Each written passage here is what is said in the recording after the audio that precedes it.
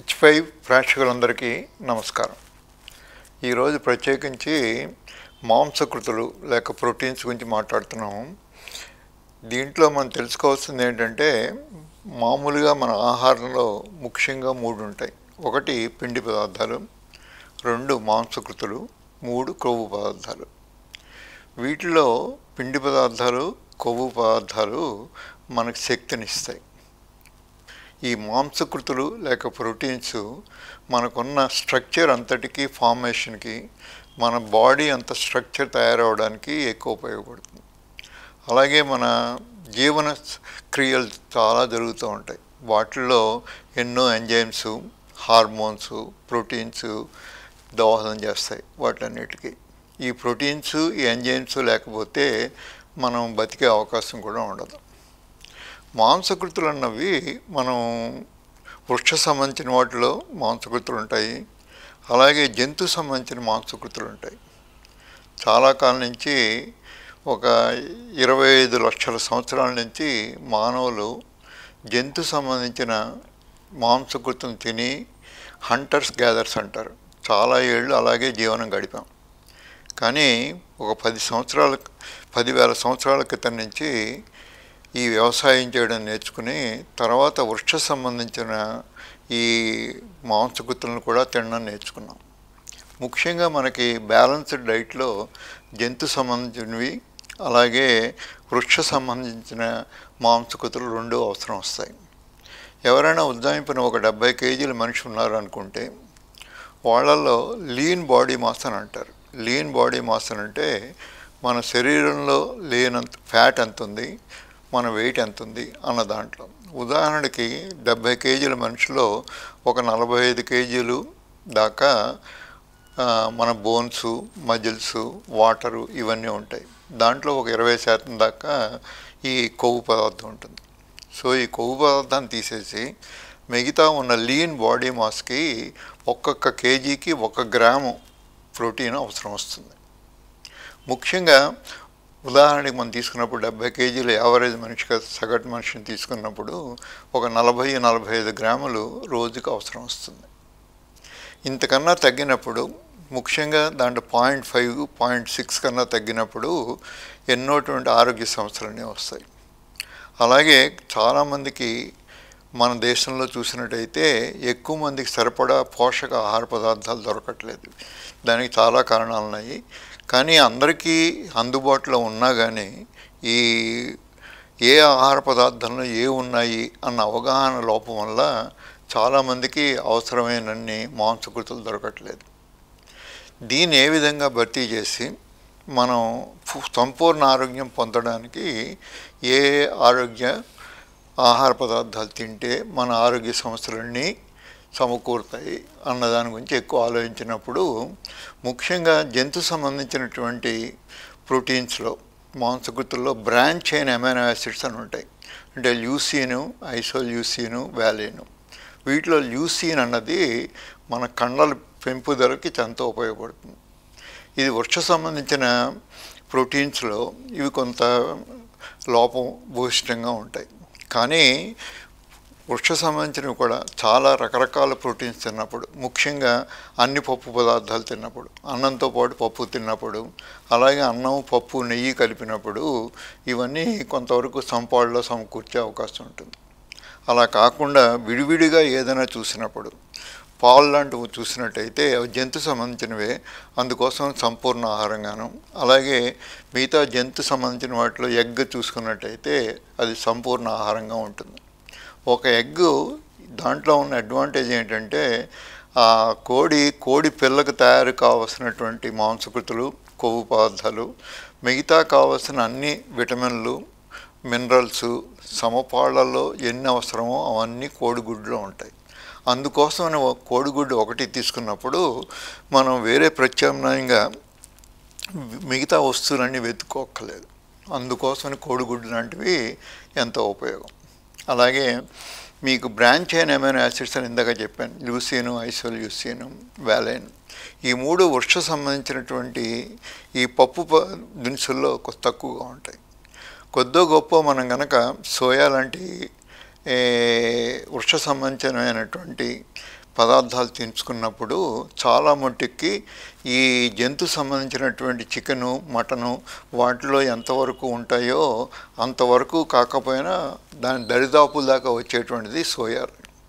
అలాగే కందిపప్పు, మినపప్పు, పెసరపప్పు ఇటువంటి పప్పు పదార్థాలు అన్నిట్లోనూ ఉంటాయి. అలాగే ఇంకా వెజిటేరియన్స్కి నట్స్ అని ఉంటాయి.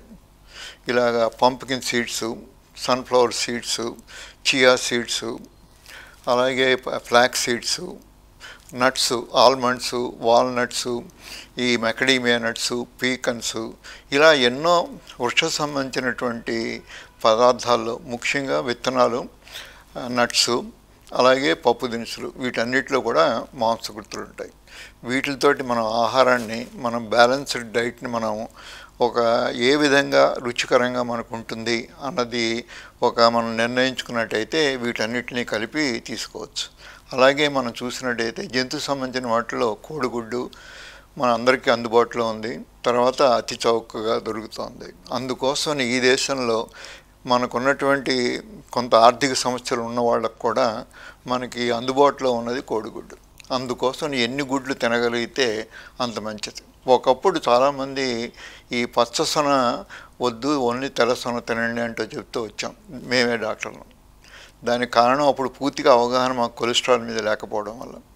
ఈ మధ్యకాలంలో జరుగుతున్న రీసెర్చ్ అంతా కోడిగుడ్డు పచ్చసొన తెల్లసొన కలిపి తిన్నప్పుడు ఇంకా ఎక్కువ ఆరోగ్య సమస్యలు మనం అడ్రస్ చేయగలుగుతాం.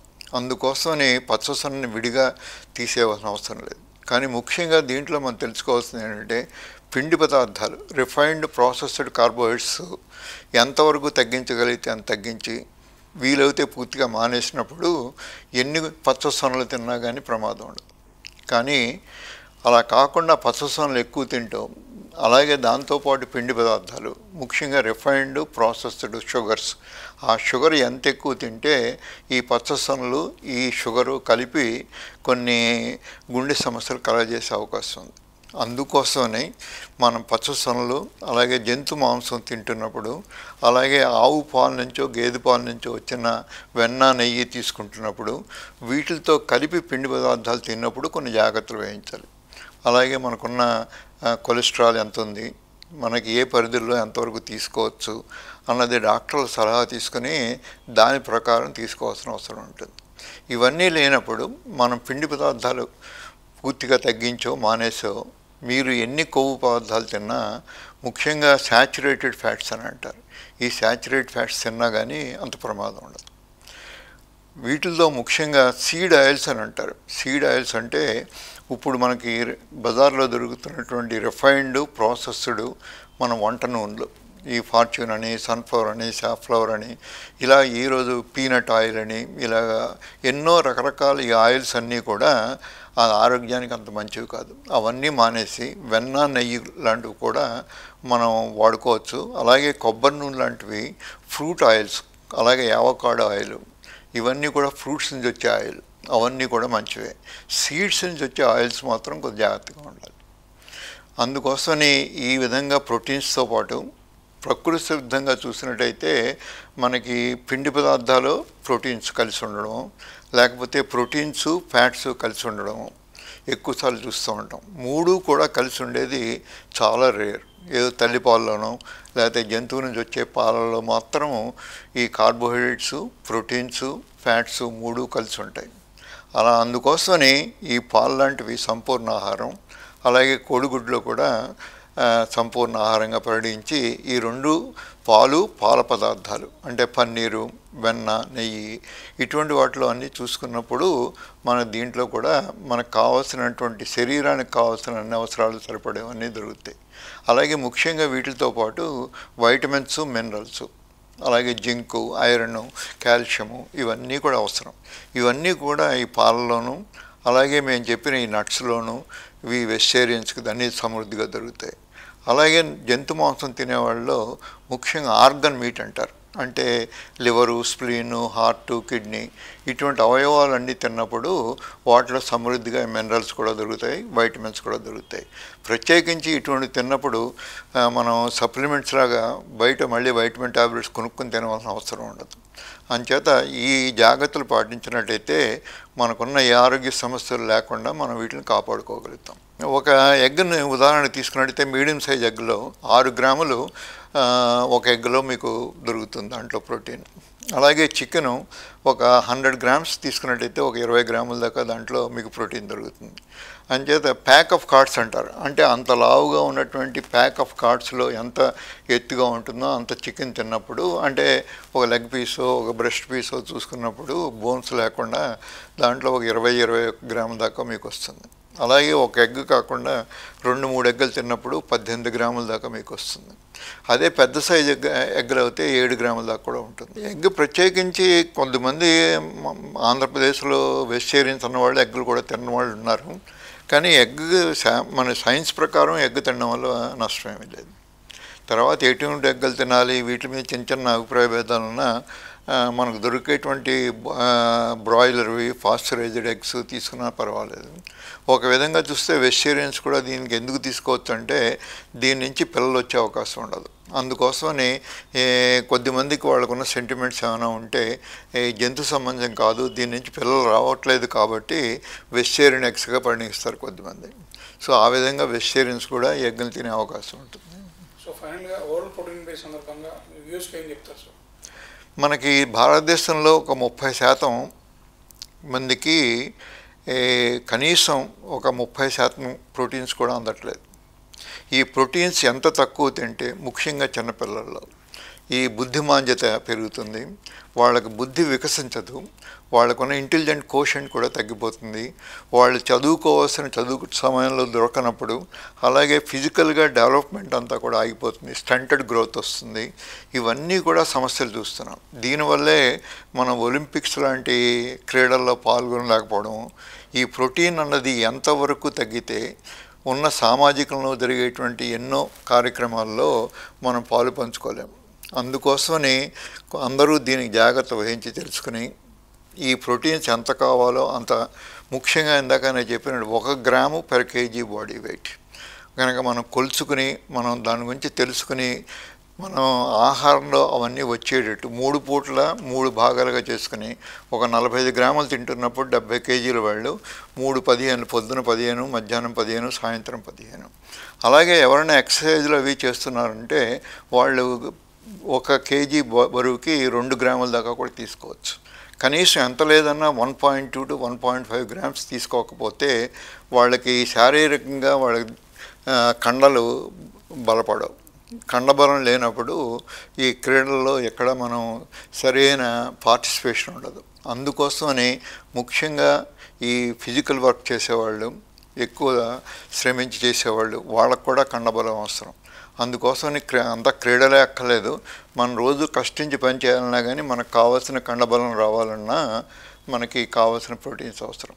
అందుకోసం 1 గ్రాము 1 కేజీ సరిపడా మనం ప్రోటీన్స్ తిన్నట్టయితే మనకి ఏ లోపాలు లేకుండా మామూలుగా బతికే అవకాశం ఉంటుంది. ఈవెన్ మిడ్ డే మీల్స్ కూడా ఇప్పుడు ఎక్కువ చిన్న పిల్లలకి ఎక్కువ యాడ్ చేస్తున్నారు. అదే ఎన్నో సంక్షేమ కార్యక్రమాల్లో చూసినప్పుడు ఎగ్స్ స్కూల్లో ఇవ్వడము, దీనివల్ల ఖచ్చితంగా కొన్ని గ్రాములు కాకపోతే కొన్ని గ్రాములైనా వాళ్ళకి అందుబాటులోకి వస్తాయి. ఇది కూడా మంచి పద్ధతి. చాలా ప్రభుత్వాలు వీటిని ఎంకరేజ్ చేస్తున్నారు. ప్రతి స్కూల్లోనూ అంగన్వాడీ కార్యక్రమాల్లోనూ వీటిలో కూడా ఇవన్నీ కూడా వచ్చేటట్టు మనకున్న ప్రోగ్రామ్స్ అన్నీ రూపొందించారు. చిన్నపిల్లలకు ఎగ్ ఎంతవరకు అవసరం? అవసరం, అందరికీ అవసరమే. చిన్నపిల్లలకి ఇంకా ఎక్కువ అవసరం, ఎదుగుతున్న పిల్లలకి ఇంకా ఎక్కువ అవసరం. కండలన్నీ డెవలప్ అవ్వాలన్నా, బోన్స్ అన్నీ గట్టిపడాలన్నా, ఎదుగుదల మామూలుగా రావాలన్నా, మామూలుగా ఉన్నటువంటి హార్మోన్స్, మామూలుగా ఉన్న కెమికల్ రియాక్షన్స్ ఇవన్నీ రావడానికి పిండి పదార్థాలు, కొవ్వు పదార్థాలు కన్నా మాంసకృతులే ఎక్కువ ఉపయోగం. మాంసకృతులు సరైన పాళ్ళల్లో లేనప్పుడు ఇవి ఎదుగుదలే ఆగిపోతుంది. అందుకోసమని అతి ముఖ్యమైనది ప్రోటీన్స్. అలాగే ఎప్పుడైనా ఉపవాసం చేస్తున్నప్పుడు మన శరీరంలో కండలు కూడా కొంతవరకు కరిగి మనకి ప్రోటీన్స్ కొంత లోపభూయిష్టంగా ఉంటుంది. అటువంటి పరిస్థితుల్లో కూడా మనకి ఆరోగ్య రక్షణ కావాలి, ఇమ్యూనిటీ పెరగాలి, రోగరక్షణ కావాలి అంటే కూడా ప్రోటీన్సే. అందుకోసం ప్రోటీన్స్ లేకుండా మనం ఎక్కువ కాలం బతకలేం.